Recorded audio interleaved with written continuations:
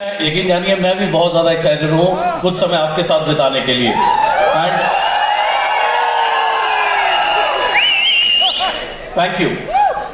जब मैं back stage पे था तो मुझे राजीव जी ने कहा कि मैं आपका लैपटॉप लगाऊं या पेन ड्राइव दूंगा, तो मैंने इनसे कहा मैं आज कोई भी पीपीटी स्लाइड यूज नहीं करूंगा, मैं सिर्फ अपने एक्सपीरियंसेस आज आपके साथ शेयर करूंगा। मैंने क्या किया यहाँ पहुंचने के लिए इस जर्नी में, और how did I reach here, मैंने क्या क्या एक्टिविटीज बांटूंगा, और इस उम्मीद के साथ कि आप भी उसको डुप्लीकेट करें और आप इससे भी ऊंचे मुकाम पर पहुंचे। So I will be sharing my experiences with all of you.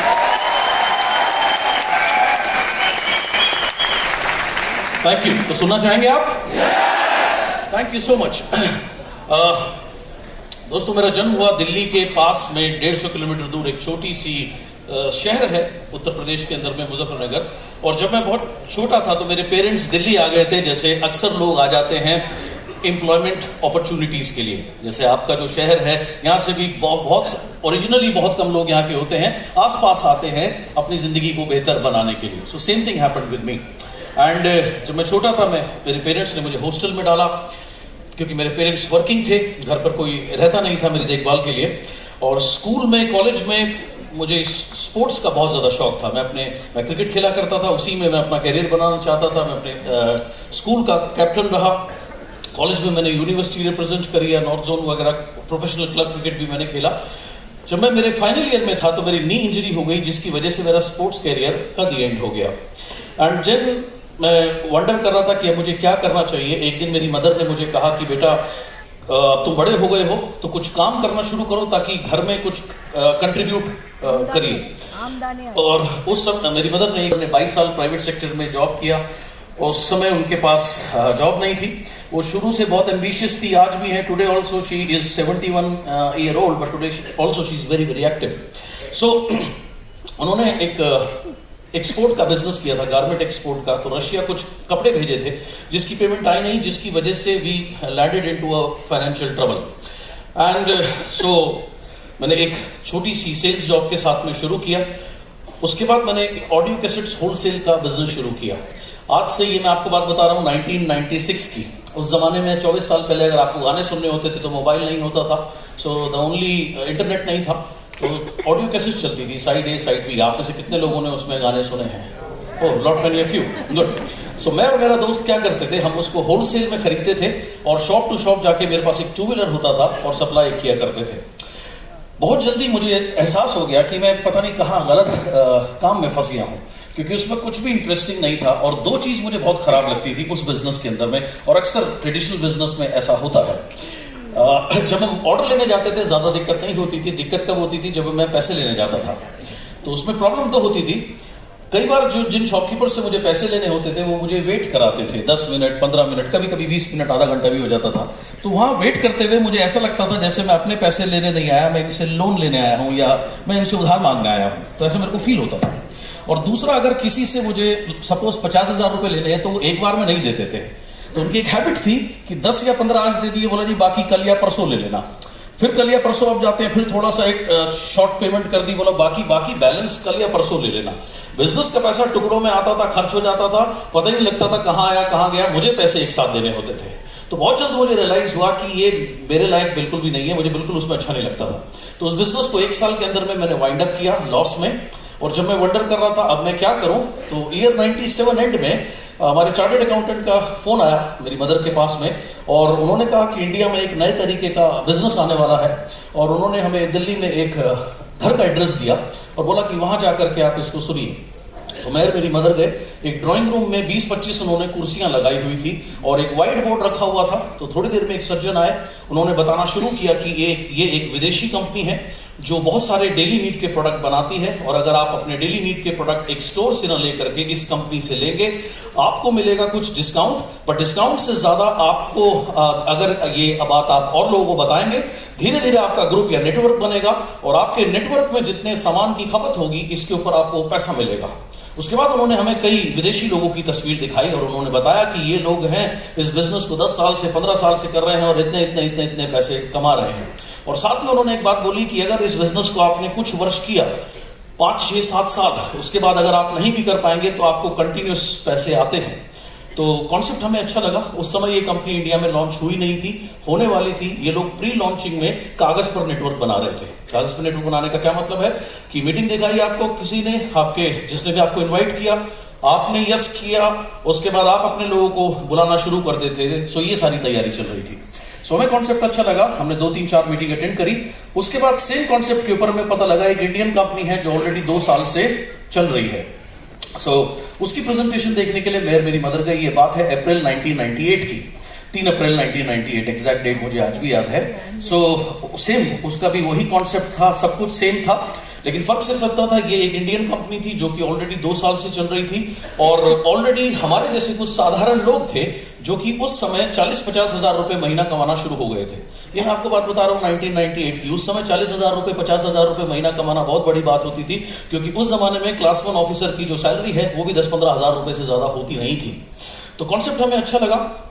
बाहर निकलते ही मेरी मदर ने ज्वाइन किया और उन्होंने मेरा फॉर्म भरा, सेपरेटली मेरे को एनरोल कर दिया। अब ऐसा मेरा जन्म हुआ 3 अप्रैल 1998 को इस इंडस्ट्री के अंदर।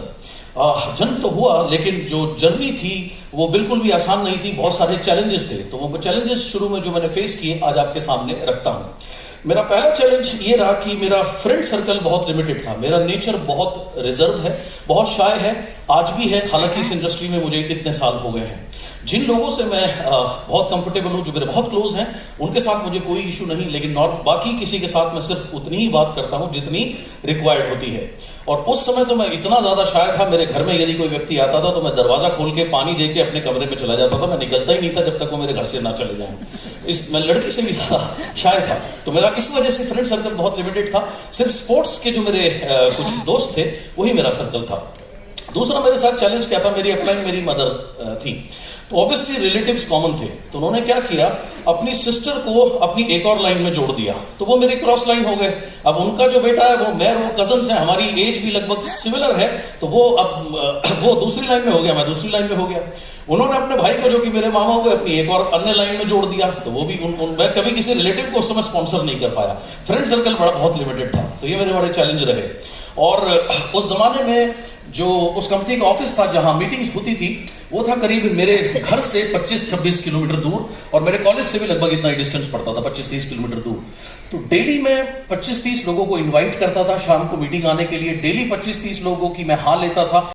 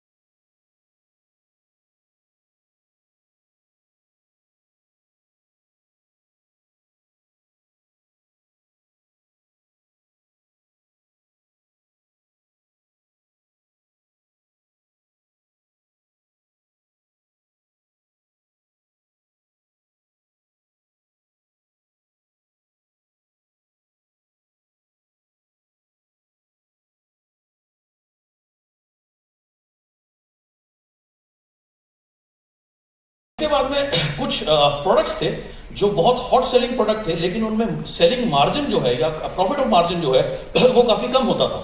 तो उन्होंने क्या किया, लेकिन होता क्या है बिजनेस के अंदर में कि बेशक उस पर्टिकुलर प्रोडक्ट में मार्जिन कम है, लेकिन आप वो प्रोडक्ट लेने जाते हैं, आप वो लेने जाते हो तो आप 5, 7, 10 चीजें और उठा लेते हैं, लेकिन आप गए एक चीज के लिए। तो उनकी शॉर्ट साइटेडनेस थी, उन्होंने देखा इमीडिएटली यार इस प्रोडक्ट के ऊपर तो प्रॉफिट बहुत कम है, मारामारी बहुत ज्यादा, उन्होंने उसको बंद कर दिया। अब उसको जब वो हॉट सेलिंग प्रोडक्ट बंद हुए तो उसका बिजनेस के ऊपर असर हुआ, बिजनेस प्लान में भी कुछ चेंज हुए, एटमॉस्फेयर ओवरऑल ऐसा बना, यानी कि सभी का बिजनेस जो है वो कंट्री वाइड कम होने लगा वर्ष 2005-2006 के अंदर आते आते।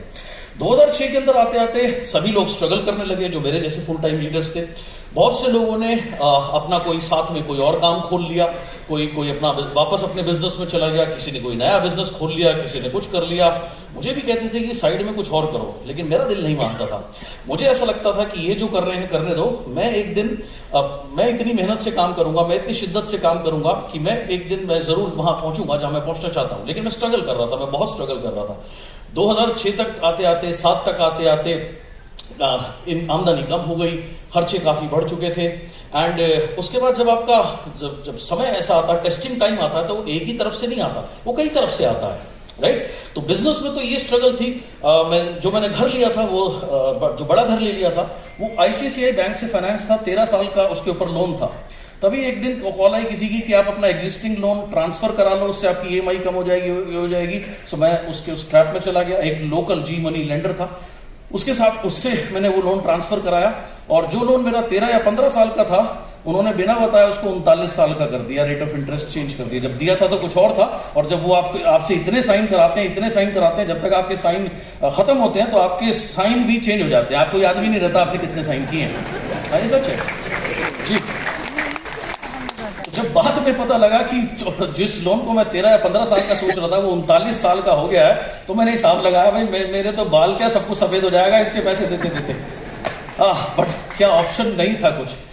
उससे वहां कोर्ट केस शुरू हुआ, पैसे कमाते थे, अब उसी कम पैसे में आपको चीजें मैनेज भी करनी है, प्लस क्या है बाहर निकलना है, ट्रैवल करना है, तभी तो नेटवर्क बनेगा, आप ग्रो कैसे करोगे। सो वो भी कुछ करना है। इसके लिए पर्सनल लोन्स होने शुरू हुए, 1 personal loan, 2 personal loan, 1 credit card, 2 credit card. So वो एक फाइनेंशियल ट्रैप में मैं फंसता चला गया।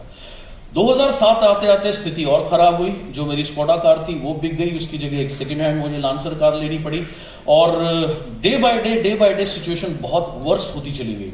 2007 तक आते आते situation was very very very bad. Day to day या मंथ टू मंथ सर्वाइवल की कहानी होने लगी। एंड तभी मैंने एक एक्सरसाइज करी। उस समय की मेरी करंट लाइफ क्या है मैंने वो लिखी। 6 से 7 पेज थे, उसमें सिवाय फ्रस्ट्रेशन के कुछ भी नहीं था। और लिखने के बाद में मैंने उसको फाड़ दिया। फाड़ने का अर्थ है कि अब ये चीज मेरी लाइफ से चली गई, और फिर मेरी लाइफ कैसी होनी चाहिए।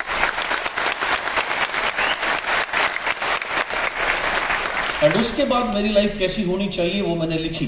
तो 12 या 13 A4 शीट्स बनी कि ऐसी लाइफ होनी चाहिए, इतने पैसे होने चाहिए, ऐसा घर होना चाहिए, ऐसी कार होनी चाहिए। और लिखने के बाद में उसको मैंने म्यूजिक और सॉन्ग के साथ में अपनी आवाज में रिकॉर्ड किया।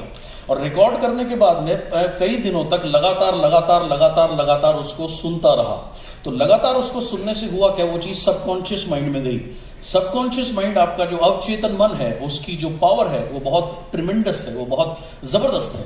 जो भी चीज आपके सबकॉन्शियस माइंड में चली जाएगी, सबकॉन्शियस माइंड आपको रास्ता देगा उसको रियलिटी में कन्वर्ट करने के लिए। So, मेरे साथ मुझे वो रास्ता कैसे मिला, जब ये एक्सरसाइज मैं रोज नित्य दिन करता रहा। और कुछ टाइम बाद एक सज्जन आए मेरे घर में, और उन्होंने कहा कि गौतम वाली जी ने अपनी कंपनी खोली है, और छोटी सी है अभी तो, और दिल्ली में और साउथ में वो बिजनेस कर रहे हैं, और इस तरीके से। तो मुझे ख्याल आया, मैं वाली साहब को 1998 से जानता था, क्योंकि उस समय मैं जिस कंपनी में काम कर रहा था, जहां से मैंने मेरा नेटवर्किंग कैरियर शुरू किया था, तब वाली साहब वहां पर नेशनल सेल्स हेड हुआ करते थे। सो सर को मैंने फोन किया और मिलने के लिए मैं गया।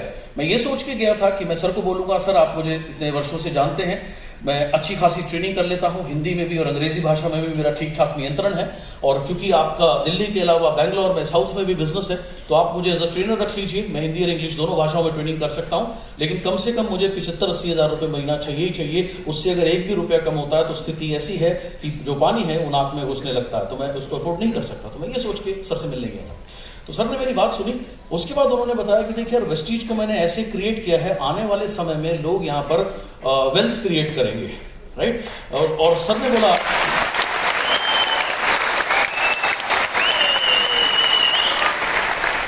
और उसके बाद सर ने बताया कि देख, नेटवर्क मार्केटिंग का जो बिजनेस है ना, ये पैसे कमाने का नहीं है। पैसे तो हर आदमी कमाता है, चाहे वो नौकरी कम ज्यादा, वो एक अलग बात है। जो नौकरी कर रहा है वो भी पैसे कमा रहा है, जो कोई अपना काम कर रहा है वो भी पैसे कमा रहा है। लेकिन एक्चुअली नेटवर्क मार्केटिंग का बिजनेस है वेल्थ क्रिएट करने का। और आने वाले समय में मैंने इस प्लान को ऐसे इंजीनियर किया है, लोग यहाँ पर रियल वेल्थ क्रिएट करेंगे। अब उस समय क्या कोई बिलीव करता नहीं था ना। 600 रुपए के आपको सिर्फ प्रोडक्ट लेने होते थे उस समय। 600 रुपए का मात्र कम से कम प्रोडक्ट लेने से आपकी ज्वाइनिंग हो जाती थी, और 100 रुपए रजिस्ट्रेशन थी, जिसमें आपको रजिस्ट्रेशन किट मिलती थी। तो सब लोग क्या कहते थे, 700 रुपए के प्लान में क्या होगा, 700 रुपए के प्लान में क्या होगा, ऐसी धारणा थी। तो सर ने कहा देख, आने वाले टाइम में मेरी बात मान, यहाँ पे लोग बहुत वेल्थ क्रिएट करने वाले हैं। मैंने कहा सर ठीक है। और उसके बाद उन्होंने कहा कि इस ट्रेनिंग में कुछ नहीं रखा, तो यहाँ अपना कैरियर बना। और फिर उन्होंने कहा कि देख, आप कितने भी टैलेंटेड क्यों ना हो, आप कितने भी मेहनती क्यों ना हो, लेकिन जब तक आपको राइट प्लेटफॉर्म नहीं मिलता तब तक आप स्ट्रगल करते ही रहते हो। आपकी स्ट्रगल तब दूर होती है जब आपकी ईमानदारी, आपकी मेहनत, आपकी लर्निंग को साथ मिलता है सही प्लेटफॉर्म का।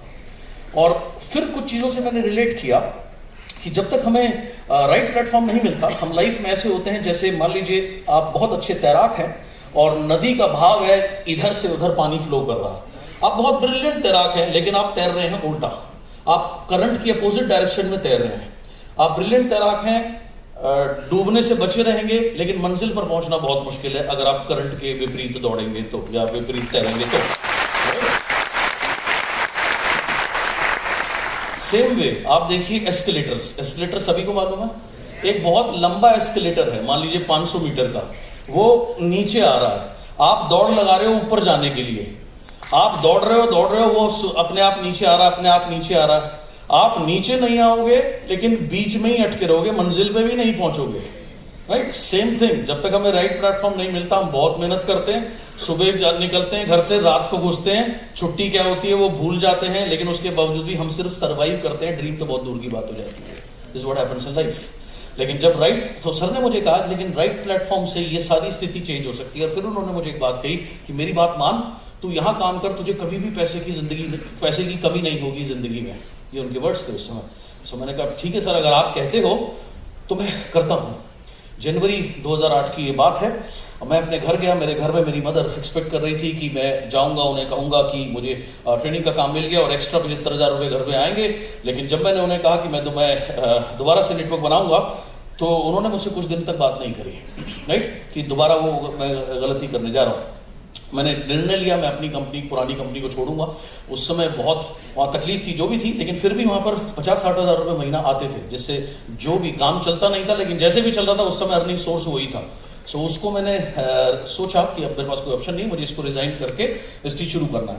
अब जनरली मैंने एक और स्टोरी से मैंने रिलेट किया कि अक्सर लोग क्या करते हैं या क्यों वो फंसे रहते हैं।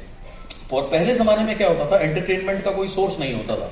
जब इंटरनेट नहीं था, टीवी नहीं था, रेडियो भी ना के बराबर था, तो बहुत कॉमन था बंदर का नाच। देखा आपने कुछ लोगों ने, छोटे ने? Okay good. अब बंदर को पकड़ने के लिए ना एक टेक्निक यूज करी जाती थी। बंदर का फेवरेट भोजन होता है चना। तो चने को अगर आप भूनते हैं तो खुशबू आती है कमाल की। और जानवरों में हमसे ज्यादा सेंस होती है, सूंघने की, देखने की शक्ति उनमें बहुत ज्यादा होती है वनस्पत हमारे। सो चने को गर्म करके उसकी जो खुशबू है वो फैला दी जाती थी जंगल में। और जब वो खुशबू पहुंचती बंदर के पास में, तो बंदर इमेजिन करता था, आहा कितनी कमाल की खुशबू आ रही है, और वो खुशबू से अट्रैक्ट होकर के आता था चने के पास में। लेकिन जो चने हैं वो डाल दिए जाते थे एक सुराही में। सुराही समझते हैं जी, जो घड़े का छोटा भाई। घड़े का तो मुंह चौड़ा होता है, सुराही का तो इतने पतली सी गर्दन होती है। सो उसमें जब वो देखता था चने, बड़ा खुश होता था देखकर, उसमें हाथ डालता था, ऐसे मुट्ठी भरता था भरी, और अब मन में विजुअलाइज करता था आज इतने सारे चने खाने को मिलेंगे, मजा आ जाएगा। लेकिन जैसे ही वो मुट्ठी निकालने की कोशिश करे, मुट्ठी उसमें से निकलती नहीं, क्योंकि उसकी जो रास्ता है वो बहुत छोटा है। अब उसके पास एक ऑप्शन है, वो चने छोड़ दे, हाथ को ऐसे करे, हाथ निकल जाएगा, वो आजाद हो जाएगा। लेकिन वो चने का मोह नहीं छोड़ पाता। जब वो चने का मोह नहीं छोड़ पाता, लगातार स्ट्रगल करता रहता है, आवाज होती है ठन ठन, जिसने वो जाल बिछाया है वो आता है, उसको पकड़ता है, पकड़ के ले जाता है। गले में एक रस्सी बांध देता है और उसको पीट पीट के सिखाता है डमरू पर नाचना, और जिंदगी भर मदारी डमरू बजाता है, बंदर नाचता है।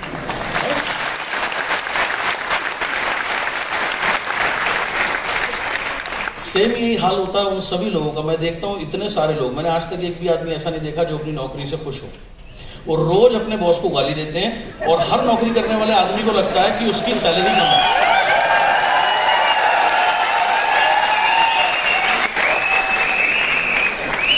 और हर नौकरी करने वाले व्यक्ति को लगता है कि उसको कम तनख्वाह मिलती है, ही डिजर्व्स मोर। तो अगर राइट वो, और अक्सर वो अपना रोना रोते रहते हैं, छुट्टी नहीं मिलती, ये नहीं होती, ऐसा करते हैं, वैसा करते हैं, ये करते हैं, वो करते हैं। उनसे मैं एक सवाल पूछता हूँ, यार तुम छोड़ते क्यों नहीं हो? बोले कैसी बात कर रहे हो, इससे ही तो मेरा घर चलता है। तो मुझे ये बात समझ में आई कि अगर जिंदगी में बादाम खाने हैं, किशमिश खानी है, काजू खाने हैं, पिस्ते खाने हैं, तो ये 50-60 हजार के चने छोड़ने पड़ेंगे।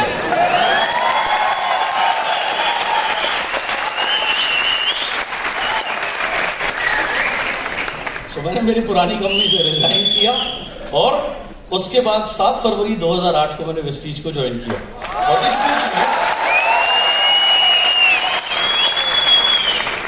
और इस बीच में एक चीज और हुई। जब मैं ये फैसला लेने वाला था तो जिसको भी मैं बताता था, सब ने मुझे कहा दोबारा नेटवर्क नहीं बनेगा, ये गलत डिसीजन है, डू समथिंग एल्स, ये बिल्कुल एक गलती पहले हो चुकी, now you are repeating the same mistake.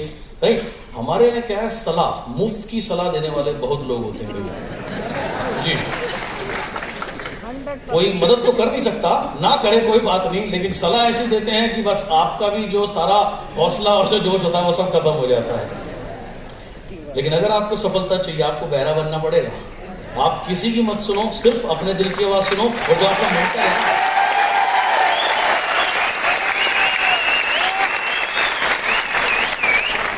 सिर्फ यहाँ की आवाज सुनना हमेशा, और उसके बाद जिसको भी आप मेंटर मानते हैं उनकी बात सुनना, गुरु की बात सुनना। बाकी किसी की अगर आप बात सुनोगे तो आप कभी भी, वो कोई आपको जाना ही नहीं देगा कहीं पे भी। सारे मेंढक वाली कहानी आपको पता है ना जी? बिल्कुल बिल्कुल बिल्कुल, हम 2 टांग वाले मेंढक हैं। हम बहुत मजा आता है हमें किसी को कहीं भी जा रहा हो उसको पकड़ने में। सो मैंने भी उनकी बात नहीं सुनी, और मैंने अपने आप से सवाल किया कि मुझे मीटिंग करनी आती है? मेरे जवाब आया हाँ। गुड, वेस्टीज का प्लान अच्छा है। पता नहीं था, लेकिन इतना पता था कि उस समय लोग 3 लाख रुपए 4 लाख रुपए कमाने शुरू हो गए थे। एंड उनमें से 1-2 लोगों को मैं पर्सनली जानता था जो उस समय नंबर 2 नंबर 3 अचीवर थे, जिनको इस इंडस्ट्री में मैं लेके आया, जिनको प्लान मैंने दिखाया, जिनको ट्रेन मैंने किया। मैं किसी को कमेंट नहीं कर रहा, लेकिन मुझे पता था इनकी योग्यता इतनी नहीं है जितने ये पैसे कमा रहे हैं। तो प्लान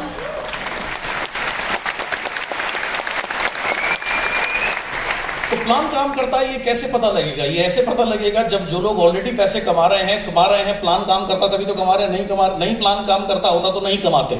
सिंपल।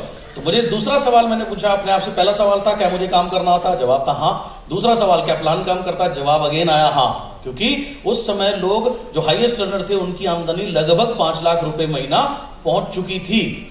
एंड उसके बाद तीसरा सवाल, क्या प्रोडक्ट काम करते हैं? करते ही होंगे यार, तभी लोग इतने सारे लोग आ रहे हैं यहाँ। तो प्रोडक्ट से ही सारा काम चल रहा है, ज्वाइनिंग का तो है नहीं, ज्वाइनिंग के तो पैसे भी नहीं है, तो प्रोडक्ट यार काम करते ही होंगे। तो उसका भी जवाब मुझे हाँ ही मिला। तो then I said okay I do it. अब जब ये निर्णय मैंने लिया और जिसको भी बताया, everybody said this is a wrong decision, this is a wrong decision, this is a wrong decision. But fortunately मैंने बहरा बनकर उनकी बात नहीं सुनी एंड मैंने अपने काम पे फोकस किया। अब शुरू में क्या हुआ, जब जैसे ही मैंने ज्वाइन किया, बोले हालांकि 10 वर्ष का एक्सपीरियंस था नेटवर्क मार्केटिंग का, लेकिन एक अन्य कंपनी का था। हर कंपनी का काम करने का तरीका अलग होता है, प्रोडक्ट अलग होते हैं, प्लान अलग होता है। सो यहाँ प्लान कैसे बताते हैं वो मुझे पता नहीं था। तो शुरू में मैं जिसको भी जाता था, मैं सर से अपॉइंटमेंट लेता था, मेरी डायरेक्ट अपलाइन कंपनी है, तो सर से मैं अपॉइंटमेंट लेता था और सर के पास लेके जाता था। तो उस जमाने में क्या है, सर खुद प्लान दिखाते थे, A4 शीट लेते थे, पेन पेपर से प्लान दिखाते थे। एंड तो जब पहली बार उन्होंने प्लान दिखाया, मैं पहले दिन कुछ लोगों को लेके गया, अगले दिन फिर मैं कुछ लोगों को लेके गया। तो ऐसे रोज मैं जब सर से समय लेकर किसी न किसी को मैं सर के पास लेके जाता था। जब मैंने 5, 6, 7 बार प्लान देखा तो मुझे थोड़ा प्लान समझ में आने लगा। तो मुझे समझ में आया यार ये प्लान डिफरेंट है, ये एक्यूमुलेटिव है। एक्यूमुलेटिव से भी ज्यादा क्या है, इसमें सबसे अच्छी बात क्या है, इसमें मल्टीपल लीडरशिप बोनस है, जिसको वेलो भी बोलते हैं। जैसे उस समय इंडिया में जितने भी प्लान थे वो सिंगल लीडरशिप बोनस पे करते थे, यानी आपकी एक लाइन ब्रेक हो गई, डायरेक्टर हो गई, या जो भी हाईएस्ट लेवल है वहां पहुंच गई, उससे आपको एक सर्टेन परसेंटेज मिलेगा। वो कितना भी बड़ा बिजनेस करे उससे ज्यादा आपको पैसे नहीं मिलते थे। लेकिन यहां पे मुझे समझ में आया कि यहां मल्टीपल लीडरशिप ओवरराइडिंग बोनस है, यानी आपकी एक लाइन जितनी ज्यादा डेप्थ में जाएगी उस लाइन में अगर ज्यादा लोग लीडरशिप बोनस लेंगे तो आप उससे मल्टीपल यानी एक से ज्यादा संख्या में लीडरशिप बोनस ले सकते हैं। तो मैं बहुत एक्साइट हुआ जब मुझे थोड़ा भी बहुत जो भी समझ में आया। तो मुझे ऐसे अंदर से आवाज आई कि मुझे 6 महीने में मैं यहाँ 2 लाख रुपए महीने पे पहुंच जाऊंगा। और जब मैं बहुत एक्साइटेड हो गया ये बात सुन के, मैं मेरे घर गया और मैंने मेरे घर में मेरी मदर को बोला कि वेस्टीज का प्लान बड़ा यूनिक है, यहाँ देखना मैं 6 महीने में 2 लाख रुपए पे पहुंच जाऊंगा। उन्होंने कुछ नहीं कहा, ऐसे देखा मुझे। उस लुक का मतलब था कि ये कहानी या ये बकवास तो तुम्हारी बहुत सालों से सुन रहे हैं, राइट? लेकिन मुझे फर्क नहीं पड़ा, जो चीज मैंने देखी थी उन्होंने नहीं देखी थी एक्चुअली। सो मैं अपना काम करता रहा, सेम उसी शिद्दत से काम करना शुरू किया। रोज 30-40 लोगों की लिस्ट बनाना, रोज ये सोचना आज किसको प्लान दिखाऊं, आज किसको प्लान दिखाऊं, आज किसको प्लान दिखाऊं। और यकीन जानिए जब रात होती थी मुझे बहुत, रात से मुझे नफरत थी। क्यों? क्योंकि रात को 11 बजे के बाद आप किसी को प्लान नहीं दिखा सकते, एक लोग सोने चले जाते हैं। तो मैं इंतजार करता था, तो मैं इंतजार करता था कि कब सुबह हो, कब मैं किसी को प्लान दिखाऊं। हाँ, इस बीच जितने भी जो जिनको पैसे देने थे, जो ऑलरेडी ईएमआई थी, क्रेडिट कार्ड की, पर्सनल लोन की, इसकी उसकी, उनके फोन भी आते थे, वो भी डिस्टर्ब करते थे। एक दिन जिन लोगों को मैंने पैसे देने थे उन लोगों से मैंने खुद जाकर के मुलाकात करी और मैंने कहा देखो भैया अभी मेरे पास आपको देने के लिए कुछ नहीं है, मैं आपके पैसे देना चाहता हूँ, जरूर देना चाहता हूँ, लेकिन इसके लिए मुझे आपका कोऑपरेशन चाहिए, ठीक है? बोले क्या कोऑपरेशन चाहिए? मैंने कहा मेरे को 6 महीने से 1 साल तक आप डिस्टर्ब नहीं करोगे। बोले ऐसा तो संभव नहीं है। तो मैंने कहा नहीं है, फिर बताओ फिर क्या करोगे, क्या कर सकते हो? जो करना हो करो, अगर पैसे चाहिए मैं देना चाहता हूं।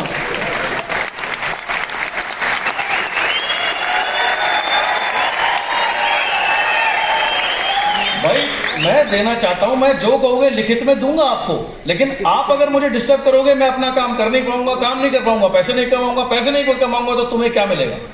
तुम्हें मेरे डिस्टर्ब करने से कुछ मिलता है तो करो। तो ये बात ज्यादा नहीं तो कम से कम 10 में से 7-8 लोगों को तो समझ में आ गई। तो उन्होंने मुझे डिस्टर्ब करना बंद कर दिया, जिससे मैंने और ज्यादा बेहतर फोकस कर पाया अपने काम के ऊपर।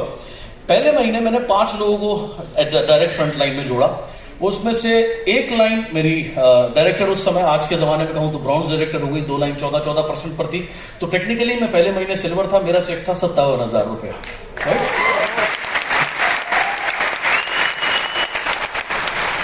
आर्मी अमाउंट याद है एग्जैक्ट 57,010 रुपए। दूसरे महीने 2 लाइन जो 14% वाली थी वो ब्रॉन्ज डायरेक्टर में पहुंच गई, तो मैं टेक्निकली स्टार डायरेक्टर हो गया और 3 लाइन और खोल दी थी। और जो मेरा दूसरे महीने का पे आउट था वो 86,986 रुपए का था, 86,986। देन जो शुरू के फरवरी में ज्वाइन किया था, फरवरी, मार्च, अप्रैल ऐसे दिल्ली और आसपास नॉर्थ बरेली वगैरह में वहां नेटवर्क बनाने में लग गए। लेकिन इस बार क्या है, मैं बहुत ज्यादा डिटरमिन्ड था अपने को प्रूव करने के लिए। क्यों? क्योंकि ये जो 2-3 साल मैंने इतनी फाइनेंशियल स्ट्रगल देखी थी, मुझे कुछ चीजें बिल्कुल क्लियर हो गई थी कि अगर आप सक्सेसफुल नहीं हो, कोई आपको पहचानता नहीं, nobody wants to meet you, nobody wants to see you, right? दुनिया में कहते हैं सबसे, और होता भी है, सबसे पवित्र रिश्ता माँ और बेटे का होता है। मैं आपसे एक सवाल करूंगा। एक माँ के 2 बेटे हैं, एक कमाता है, एक नहीं कमाता है, घर से दोनों निकलते हैं, शाम को दोनों घर लौटते हैं, थकते दोनों हैं। आपको क्या लगता है दोनों को बराबर ट्रीटमेंट मिलेगी? जरूर। तो मुझे पता था कि ये मेरे पास आखिरी चांस है। बहुत से लोग मुझसे उस समय पूछते थे, अभी भी पूछते हैं, आपने इतनी जल्दी कैसे बिल्ड किया, इतना बड़ा नेटवर्क कैसे बनाया, सीक्रेट क्या है, सीक्रेट क्या है, सीक्रेट क्या है? बहुत लोग मुझसे पूछते हैं। सीक्रेट कुछ भी नहीं है, सीक्रेट सिंपल है, मेरे पास कोई ऑप्शन नहीं था, राइट? नाउ बहुत सा सिंपल स्टोरी से आपको समझा देता हूं। एक जंगल था, उस जंगल को आइडल जंगल बोलते थे, आदर्श जंगल बोलते थे। उसमें एक नियम था कि बिना किसी कारण के कोई जानवर किसी को मार नहीं सकता था। और उस जंगल में एक कुत्ता था जो आधा जंगली था, आधा पालतू था। आधा जंगली कैसे था? वो दिन भर जंगल में घूमता था। आधा पालतू कैसे हो गया? उस जंगल के बॉर्डर पे फॉरेस्ट वालों का गेस्ट हाउस था, सो वो वहां जाकर सोता था। तो जो चौकीदार था, जो खाना बचता था उसको दे देता था। तो वो इस वजह से वो दोनों था, पालतू भी था, जंगली भी था। तो कुत्ते ने एक दिन देखा, खरगोश को देखा जंगल में, तो उसने देखा खरगोश कितना मुलायम है, कितना सुंदर है और कितना सॉफ्ट है। तो उसके मन में एक विचार आया, अगर ये इतना सॉफ्ट है, इसका मीट जो है वो कितना सॉफ्ट होगा, इसका गोश्त कितना बेहतर होगा। लेकिन अब क्या है, उसका मन में आया इसको मार के खाने को, तो उसको तुरंत याद आया, अगर मैं बिना किसी कारण के इसको मारूंगा तो मेरी शिकायत हो जाएगी, तो मेरे ऊपर पंचायत बैठ जाएगी, तो वो मैं कर नहीं सकता। उसने एक प्लान बनाया। उसने खरगोश को बोला, खरगोश भाई क्यों ना रेस हो जाए। तो खरगोश ने कहा, रेस ही, मेरे को क्या जरूरत पड़ी आपसे रेस लगाने की, आप मेरे बड़े भैया, आप मेरे से बहुत बड़े हो, मुझे अब कोई इंटरेस्ट नहीं है आपसे रेस लगाने में। लेकिन कुत्ता कहाँ मानने वाला था, वो भी थोड़ा प्लान अपने पर चल रहा था। शाम को सभी जानवर बैठे हुए थे, तो कुत्ते ने कहा, अरे ये देखो, जितना ये खरगोश जितना छोटा है ना, इसका दिल उतना भी छोटा है, उससे भी ज्यादा छोटा है, और ये बहुत डरपोक है। सभी जानवरों ने पूछा, क्या हुआ क्या हुआ? उसने कहा, आज मैंने इसको रेस के लिए चैलेंज किया, इसमें इतनी हिम्मत ही नहीं कि मेरा चैलेंज एक्सेप्ट कर सके, बिना दौड़े ये डर हार मान गया। अब सब लोग उसके ऊपर हंसने लगे। खरगोश ने कहा, चलो अगर आप इतनी जिद करते हो, ठीक है, तो मैं आपका चैलेंज कबूल करता हूं।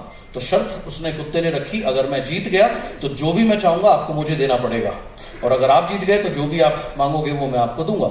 15 दिन बाद की डेट डिसाइड हो गई, सभी जंगल में ड्रम बजा करके अनाउंसमेंट कर दी गई, एंड उस दिन सभी लोग एक्साइटेड होकर के रेस के लिए आ गए। अब रेस शुरू हुई, सीटी बजी, खरगोश आगे आगे, कुत्ता पीछे पीछे। सब लोग उम्मीद कर रहे थे खरगोश तेज दौड़ता, लेकिन बेचारा होता छोटा है, अगर कुत्ता चाहे तो इतनी, जितने में वो 4 या 6 कदम लेगा, एक छलांग में वो वहां पहुंच सकता है। तो सब लोग उम्मीद कर रहे थे कि कुत्ता जीत जाएगा, लेकिन ऐसा हुआ नहीं। खरगोश आगे, कुत्ता पीछे। कुत्ता जितनी तेज भागे, खरगोश उससे उतनी तेज भागे। At the end of the day खरगोश रेस जीत गया। सब लोगों ने उसको कंधे पे उठाया, अपलॉड किया, उससे पूछा कि तुम्हारे जीतने का सीक्रेट क्या है, तुम्हारे जीतने का सीक्रेट क्या है? उसने कहा, भाई कोई सीक्रेट नहीं है, एक ही सीक्रेट है, मेरे पास कोई और रास्ता नहीं था। मुझे पता है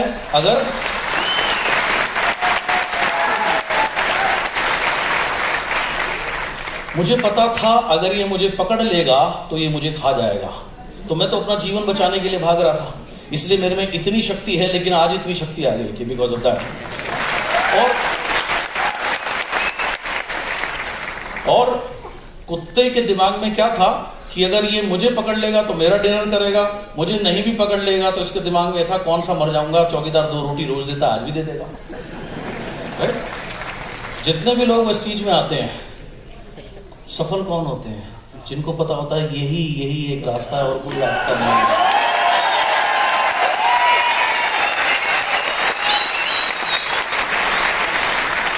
और असफल लोग कौन होते हैं आपको पता है? जो इस मेंटालिटी से आप करते हैं, करके देखते हैं, हो गया तो बढ़िया है, नहीं तो नौकरी तो चली रही है, नहीं तो अपना व्यवसाय तो चल ही रहा है। इस मेंटालिटी से आप सक्सेसफुल नहीं हो सकते। So my secret was I didn't had any option. और जब आपके पास कोई ऑप्शन नहीं होता, आप एक काम करना, अगर एक कोई लंगड़ा व्यक्ति है, आप उसके यहाँ बंदूक रख दीजिए, वो उसेन बोल्ट बन जाएगा। बिना ट्रेनिंग के, बिना वर्षों की ट्रेनिंग के वो उसेन बोल्ट की तरह भागेगा। क्यों? क्योंकि उसकी जान पे बात बनी है। तो जब मुझे ये अच्छे से एहसास हो गया था कि ये मेरा लास्ट चांस है, इसके अलावा कोई और ऑप्शन नहीं है, इसलिए मैं बिल्कुल क्लियर था कुछ चीजों को लेकर के कि इस बार नेटवर्क एक खाली नॉर्थ में नहीं बनाना।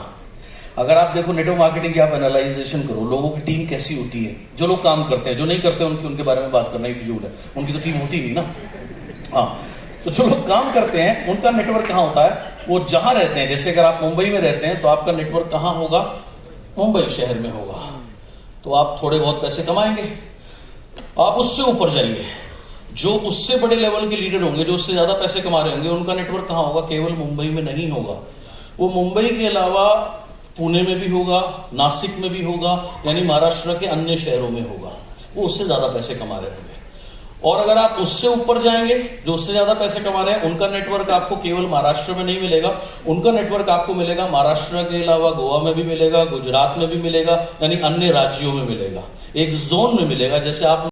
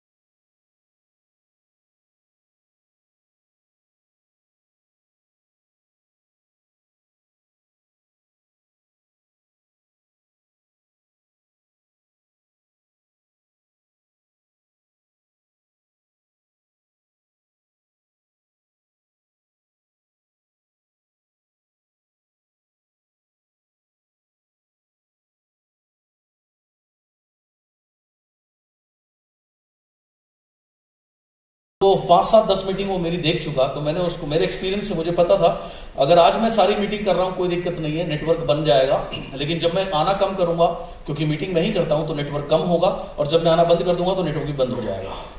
सो मैंने उसको बोला कि अब मैं सारी मीटिंग नहीं करूंगा, आधी मैं करूंगा, आधी आप करोगे।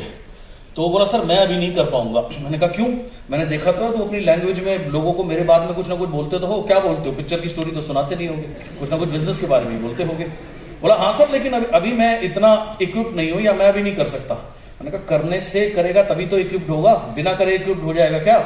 सो ऐसा मैंने उसको बोला। मैंने कहा प्रोडक्ट मैं बताऊंगा, प्लान तू बताइए, मैं नहीं करूंगा। सो मैंने उसको फोर्स किया अपने साथ जबरदस्ती आधी मीटिंग करने के लिए। अब ऐसे हमने ट्रैवल करना शुरू किया। अब इतनी सारी सिटीज पकड़ ली, 15, 20, 25, 30 सिटीज एक साथ मैंने ट्रैवल करनी शुरू कर दी। अब होता क्या था, अब अगर संभव होता था हम वापस आते थे, जैसे मैंने आपको बताया, नहीं तो वहीं जहां भी है वहीं सो जाते थे। एक बार 4-5 दिन लगातार, हमारे 5-6 दिन लगातार हो गए थे ट्रैवल करते करते, अलग अलग जगह सोते सोते। मेरी आंख खुली एक बार 2-2:30 बजे रात को वॉशरूम जाने के लिए, तो पहले समझ नहीं आया मैं कहाँ पर हूँ। ब्रेन ने काम नहीं किया। थोड़ी देर बाद समझ में आया, अच्छा मैं इस सिटी में हूँ, मैं यहाँ क्या कर रहा हूँ, हाँ नेटवर्क बनाने आया, ये करने आया। हाँ भैया, आप अपने घर रोज सोते हो, आपकी 3 बजे आंख खुलती है ना वॉशरूम जाने के लिए, आपको लाइट जलाने की भी जरूरत नहीं है, क्योंकि आपको पता है आपका घर है, यहाँ पर बाथरूम है, यहाँ पर ये है। बट आप सोचो अगर आप रोज एक अलग जगह हो, रोज एक अलग जगह हो, तो माइंड को थोड़ा सा समय लगता है ये जानने के लिए कि आप हो कहाँ। एंड इस तरीके से जब मैंने उसको काम कराना शुरू किया, उसने कभी लाइफ में ऐसे काम किया ही नहीं था। तो एक दिन वो मुझे बोला, भाई जिस तरीके से आप मुझसे काम करा रहे हो, मेरी बीवी मेरे को तलाक देने वाली है। मैंने कहा क्यों? मैंने कहा क्यों? बोला इतने दिन, मेरे को 10-10 दिन हो जाते हैं अपने घर ना जाए हुए, या कभी जाता भी हूं तो रात को 11 बजे जाता हूं और 5:30 बजे आप फिर आ जाते हो मेरे को लेने के लिए टाई पहन के। तो कह रहा मैं 10-10 दिन भाई घर नहीं जाता, मेरे किसी बच्चों को नहीं देखता, बीवी को नहीं देखता, तो मुझे तलाक ही देगी और क्या देगी?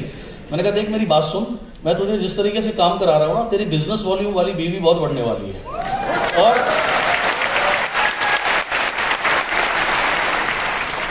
जब बिजनेस वॉल्यूम वाली बीवी बढ़ती है तो घर में लक्ष्मी आती है, और जब घर में लक्ष्मी आती है तो घर की लक्ष्मी छोड़ के नहीं जाती, वो खुश होती है। या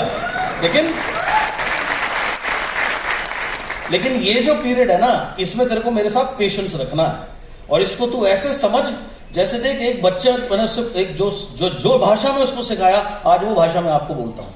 मैंने उसको बोला, मैंने कहा एक बात बता, एक बच्चा पैदा होता है, उसके पेट में दांत होते हैं? कह रहा नहीं।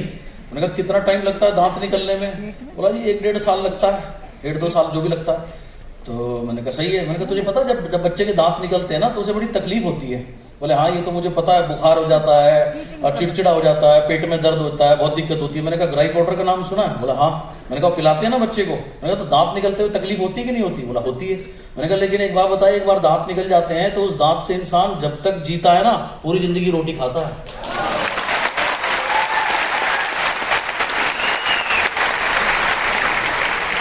यही नेटवर्क बनाना है। नेटवर्क बनाना भी सेम है, दांत निकलने के समान है। जब बनाने जाओगे ना बड़ी तकलीफ होगी भाई, सही में बहुत तकलीफ होगी। ऐसे ऐसे लोग मिलेंगे, कमाल के लोग मिलेंगे। आ जाओ 500 लोग तैयार हैं, तुम जाओ वो खुद ही नहीं मिलेगा।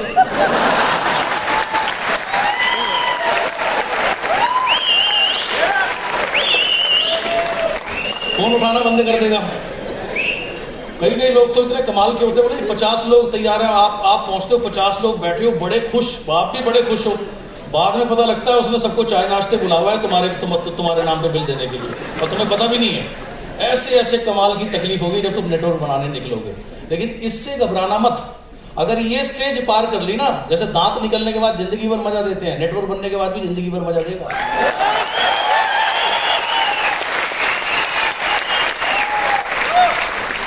सो ऐसे मैंने उसके साथ पूरा स्टेट कवर करना शुरू कर दिया। अब उसको तो अपने 10 दिन ज्यादा लगते थे, उसको छोड़ने के बाद मैं तो कलकत्ता घुस जाता था। फिर मैं कलकत्ता 5-7 दिन, उन दिनों में 30 में से 24 दिन 25 दिन में ट्रेवल करता था, और यकीन जानो मुझे वो भी कम लगते थे। मेरा अगर बस चलता, मैं 30 के 30 दिन ट्रेवल करता। क्यों? क्योंकि वही एकमात्र तरीका था नेटवर्क बनाने का या ग्रो करने का। घर में जाके बैठने का मतलब है नो ग्रोथ, और बिना ग्रोथ के, बिना सक्सेस के, it is useless to live, it is totally useless to live, right?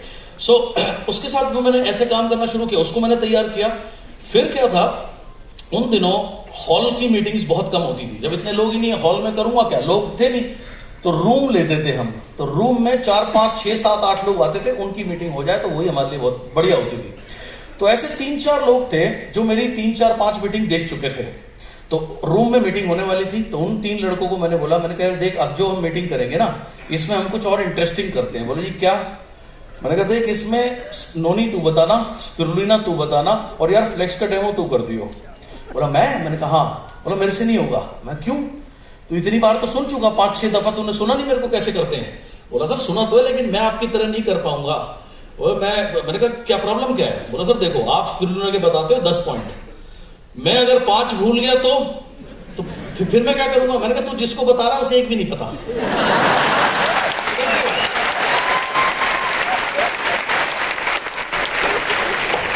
तो जिसको एक भी नहीं पता, अगर तूने 5 बता दिए तो बढ़िया हुआ।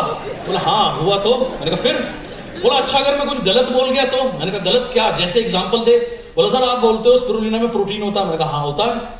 तो बोला आप बताते हो उसमें अंडे के गुना 6 टाइम ज्यादा प्रोटीन होता है। मैंने कहा हाँ होता है। बोला अगर मैं 6 की जगह 10 बोल गया तो? मैंने कहा बोल दे, ये जो ज्यादा होता है इतना ही तो बोल रहा है ना, कुछ और तो नहीं बोल रहा।